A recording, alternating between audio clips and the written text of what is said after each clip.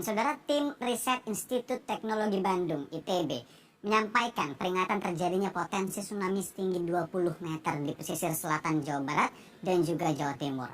Hasil penelitian tersebut berdasarkan hasil pengolahan data gempa yang tercatat Stasiun Pengamat Badan Meteorologi, Klimatologi, dan Geofisika atau BMKG. Hasil riset para peneliti Institut Teknologi Bandung (ITB) yang telah diterbitkan dalam jurnal Nature Scientific Report pekan lalu mengungkapkan adanya potensi tsunami 20 meter di selatan Pulau Jawa. Tsunami diperkirakan terjadi di sepanjang pantai selatan Jawa Barat dan Jawa Timur. Peneliti ITB Sri Widianto menjelaskan tinggi tsunami dapat mencapai 20 meter di pantai selatan Jawa Barat dan 12 meter di selatan Jawa Timur dengan tinggi maksimum rata-rata 4,5 meter di sepanjang pantai selatan Jawa jika terjadi secara bersamaan. Menurut Sri, riset itu berdasarkan hasil pengolahan data gempa yang tercatat oleh Stasiun Pengamat Badan Meteorologi, Klimatologi, dan Geofisika BMKG dan data Global Positioning System (GPS).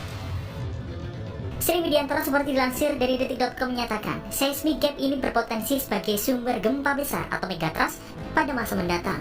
Untuk menilai bahaya inundasi, permodelan tsunami dilakukan berdasarkan beberapa skenario gempa besar di sepanjang segmen megatrust di selatan Pulau Jawa. Skenario terburuk yaitu jika segmen-segmen megatrust di sepanjang Jawa pecah secara bersamaan. Tidak adanya gempa bumi besar dalam beberapa ratus terakhir tahun ini mengindikasikan bahwa gempa tsunami genik yang dahsyat di sepanjang pantai selatan Pulau Jawa merupakan ancaman yang harus diwaspadai.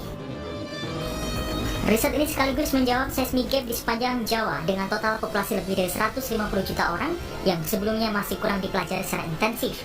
Daerah-daerah di sepanjang pantai selatan Pulau Jawa, misalnya Pelabuhan Ratu, Pangandaran, Pacitan, dan Banyuwangi yang telah berkembang pesat belakangan ini rentan terhadap ancaman gempa besar dan tsunami destruktif.